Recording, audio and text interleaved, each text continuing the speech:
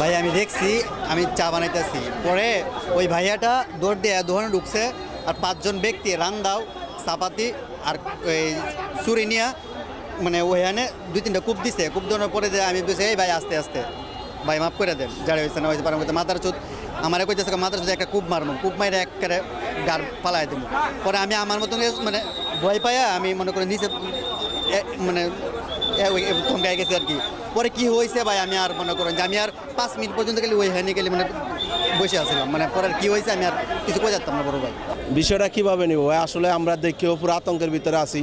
যেমন একটা ঘটনা এইভাবে চৌরাস্তার ভিতরে ঘটছে, কারণ সাধারণ মানুষও চলাফেরা করতে আতঙ্কের ভিতরে থাকে। যেমন সে নাকি পেশাগত একজন সাংবাদিক, সে ওই দিকে থেকে দৌড়ে আসছে আত্মরক্ষার জন্য, এখানে আইসে, এখানেও তার রেহাই পাইল না। শেষ পর্যন্ত তারা খুনেরা তাদের খুন কইরা চলে গেছে। আসলে এরা তো সঠিক তদন্ত কইরা যারা এটার সাথে জড়িত ছিল তাদেরকে আইনের আওতায় আনাই আমি সবচেয়ে ভালো মনে করি। দেশের পরিস্থিতি তো খুব খারাপই। এই চৌরাস্তা মোড়ে এত মানুষের মাঝে যদি কুবাইত হয়ে যায়, তাহলে মানুষের তো জীবনের কোনো নিরাপত্তা নাই, যে কেউ যে কোনো জায়গায় কুবাইতে পারে।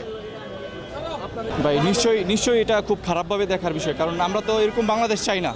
আমরা এরকম বাংলাদেশ চাই না যেহেতু মনে হয় যে কোনো গার্ডিয়ানহীন একটা বাংলাদেশের মধ্যে বসবাস করতেছি, যেখানে আপনার একজন মানুষ আপনার যে প্রকাশ্যে খুন করে চলে যায়। ঠিক আছে, আমরা তো মানে শুনেই এটা হচ্ছে মানে মেনে নিতে পারতেছি না। একজন মানবিক হিসেবে, একজন সাধারণ মানুষ হিসেবে এটা কখনো মেনে নেওয়া যায় না।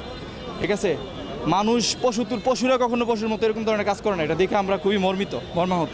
আসলে আমি তো যদিও পুরো ঘটনা দেখি নাই, কিন্তু চৌরাস্তার মতো এরকম একটা জায়গার ভিতর তাও অবশ্য প্রশাসনের ব্যর্থতা তো আছে, প্রশাসন অবশ্যই ব্যর্থতা, বড় ব্যর্থতা আছে। আসার পরে এই জায়গায় রাস্তার মাথায় ও আর আমি একসাথে আসতেছি, এর মধ্যেই মহিলা আর কয়েকটা ছেলে একজনটা ধাওয়ানি মারছে, সে সাদা শার্ট গায়ে দেওয়া ধাওয়ানি দেওয়ানে সে ওই দৌড় দিছে, ওই ধরনের স্যান বাইর করছে, ওই ছেলেটা তো বাঁচার লাগে দৌড় দিছে। তখন ও আমার কাছেই, ও হঠাৎ করে পিছ দিয়ে দৌড় দিল, ও আমার মোবাইল বাইর করছে, বুঝতে পারছেন? তো মোবাইল বের করে তখন আমি ওরা খুঁজতেছি কই গেল, সব মানে আলজল লেগে গেছে গা, যে কী ব্যাপার ঘুমনে কী হইলো, কেরা ওই যে স্যান ধাওয়াইতেছে। আমি পিছে পিছে দৌড় পারি, এদিকে দৌড় পারি, পরে শুনি যে এই জায়গায় আইসা এই দোকানের মধ্যে তারা কোপাইতেছে। তখন আমি ওই দূরে যে ব্যাপারটা কি, তখন আমি তো এখানে আসতে পারতেছি না। তখন আমি সাথে সাথে পুলিশের গাড়ি এখানে থাকে, আমি পুলিশের জন্য খোঁজ করতে যাই, না পাইয়া আমি সাথে সাথে বাসন থানার ওসিকে আমি ফোন করি। ফোন করার পরে সে বলছে যে আমি টিম পাঠাচ্ছি, এইটুকুই জানা, পরে তো সে ধইলা পড়ে যায়।